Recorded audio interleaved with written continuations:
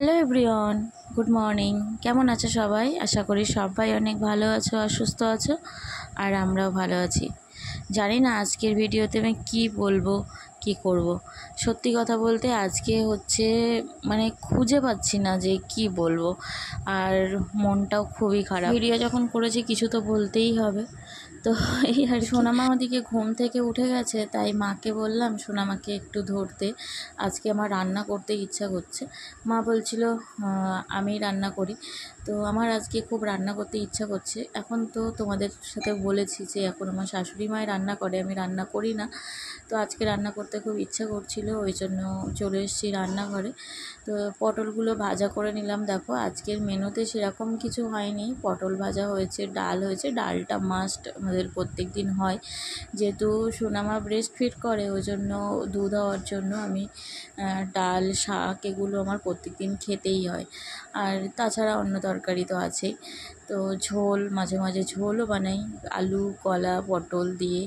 আর আমাদের এখানে একটা বিশেষ পাতা পাওয়া যায়, অনেকেই হয়তো জানো না। কারণ কেন বলছি, আমি বিয়ের আগে জানতাম না যে এই পাতাটা খাওয়া যায়। গাঁদাল পাতা বলে এখানে। তো গাঁদাল পাতা অনেকেই খায়, আগে বিয়ের আগে আমি চিনতাম না, এখানে এসে আমি চিনেছি বা খেয়েছি। তো যাই হোক, ওই কাঁদাল পাতা দিয়ে ঝোল অনেক সময় খাই। তো আজকে হচ্ছে কাঁদাল পাতা দিয়ে ঝোলও হয়েছে। তো আর তোমাদের দাদাভাই মাটন এনে রেখে গেছিলো, সেই মাটনটাই আজকে রান্না করছি। তো ফ্রিজে ছিল, তো মা বললো যে রান্না করে ফেলতে, কারণ বেশি দিন ওইভাবে ফ্রিজ আপ করা ওটা ঠিক না। তো ওই কারণে আর কি ওই মাটনটা রান্না করব। এখন আমি আলুগুলো ভেজে নিলাম, পেঁয়াজটাও হালকা ভেজে নিলাম। আর একটা কি জানো তো, একটা কথা কি বলো তো, এক একজনের রান্না কিন্তু এক এক রকমের হয়। তো আমার শাশুড়ি মা যখন রান্না করেন, চিকেন করুক আর মাটন করুক, অনেকটা করে পেঁয়াজ দেয়।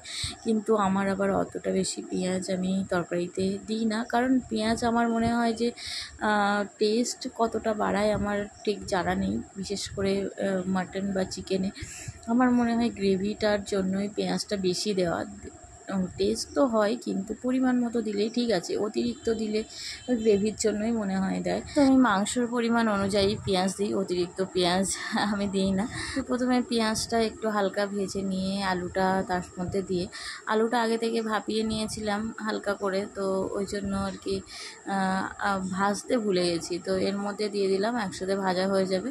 আর জল দিয়ে আলুটাকে আমি তুলে নেব কিছু একটু সিদ্ধ হলে, কারণ মাটনটা আমি প্রেশার কুকারে দেব। আর আলুটাকে তুলে না নিলে একদম ঝোলের সাথে মিশে যাবে। তো যাই হোক, মশলা টশলা সব কিছু দেওয়া হয়ে গেছে, এবার ভালো করে কষাই করার পালা।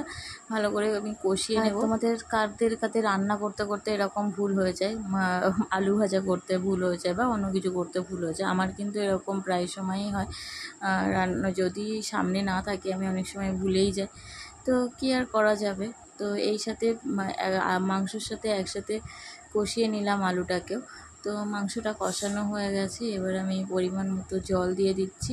আর প্রেশার কুকারে না দিলে তো সিদ্ধই হবে না, তো এটা প্রেশার কুকারে দিতেই হবে। তো আলুটাকে আমি তুলে নিয়ে এবার হচ্ছে প্রেশার কুকারের মধ্যে মাটনটা দিয়ে দেবো। থেকে মাটন বা চিকেন যাই বলো না কেন, যে কোনো রান্না কিসে ভালো হয় জানো তো, কাঠের জালের মতো রান্না গ্যাসে কিন্তু হয় না। আগে যখন খেতাম তখন যে টেস্ট পেতাম, এখন কিন্তু সেই টেস্ট আর পাই না।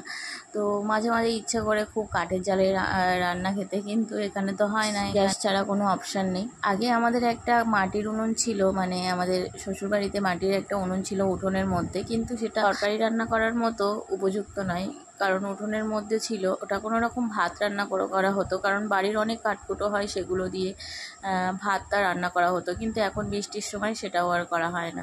তো যাই হোক, এই যে দেখো আমার ইন্ডাকশানে বসিয়ে দিয়েছি সিটি দেওয়ার জন্য, এটা সিদ্ধ হওয়ার জন্য। আর লাস্ট মাংসটা এরকমই হয়েছিল।